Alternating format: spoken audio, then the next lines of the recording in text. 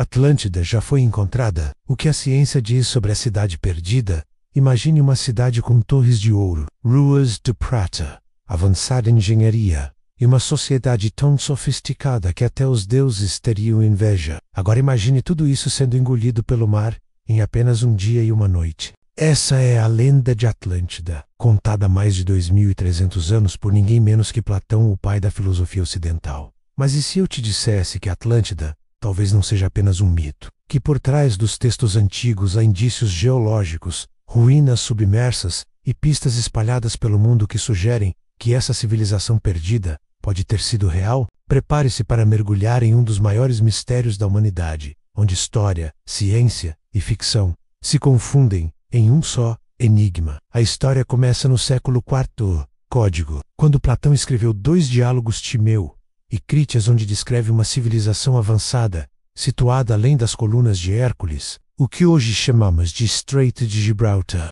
Segundo ele, Atlântida era uma potência naval, com tecnologias e uma organização social impressionantes. Mas a cidade teria se tornado arrogante, enfrentado Atenas e, como punição dos deuses, desaparecido sob o mar em apenas um dia catastrófico. Durante séculos, a maioria dos estudiosos tratou a história como uma alegoria, menos um mito filosófico criado para ensinar lições morais. Mas no século XX, tudo começou a mudar. Expedições arqueológicas começaram a encontrar cidades inteiras submersas, vestígios de grandes inundações e estruturas megalíticas que não se encaixam nas explicações convencionais. Em 2009, um grupo de pesquisadores usando imagens de satélite afirmou ter encontrado estruturas suspeitas no fundo do Oceano Atlântico, ao largo das Canárias. Outras investigações em regiões como Cuba, o Triângulo das Bermudas e o Mediterrâneo revelaram possíveis restos de construções humanas submersas, algumas com simetria arquitetônica impressionante. Mas talvez o ponto mais intrigante seja o sul da Espanha,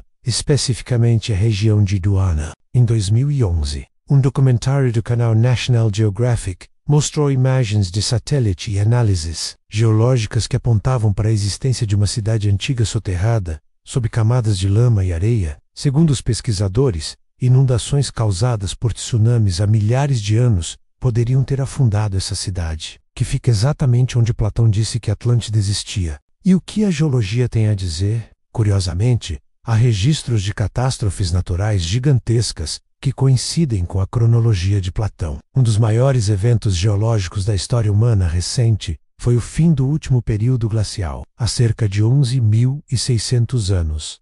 Exatamente, a mesma época mencionada por Platão como a destruição de Atlântida. Mas há mais, os mitos de uma grande inundação estão presentes em praticamente todas as culturas do planeta, menos do dilúvio bíblico, a epopeia de Gilgamesh, na Mesopotâmia, passando pelas lendas indígenas da América do Sul. E se todas essas histórias estiverem falando, cada uma à sua maneira, sobre um mesmo evento, uma grande civilização que desapareceu sob as águas? Claro, os céticos têm suas razões. A ciência exige provas concretas, e até hoje ninguém encontrou uma placa dizendo bem-vindo à Atlântida. Mas o avanço da tecnologia tem mudado o jogo. Com drones submarinos, sensores de profundidade e mapeamento sísmico, cientistas estão revelando um mundo submerso, desconhecido e vasto. Há quem diga que apenas 5% dos oceanos foram explorados. Isso significa que 95% ainda escondem segredos, e talvez Atlântida esteja entre eles. Algumas teorias chegam a ser surpreendentes. Há pesquisadores que acreditam que Atlântida poderia ter sido a civilização minoica, na ilha de Santorini, destruída por uma erupção vulcânica colossal. Outros apontam para a Antártida, alegando que ela já esteve em posição tropical e poderia ter abrigado uma sociedade avançada antes de ser coberta por gelo. Há ainda aqueles que conectam Atlântida com culturas perdidas nas Américas, como os Incas e Maias.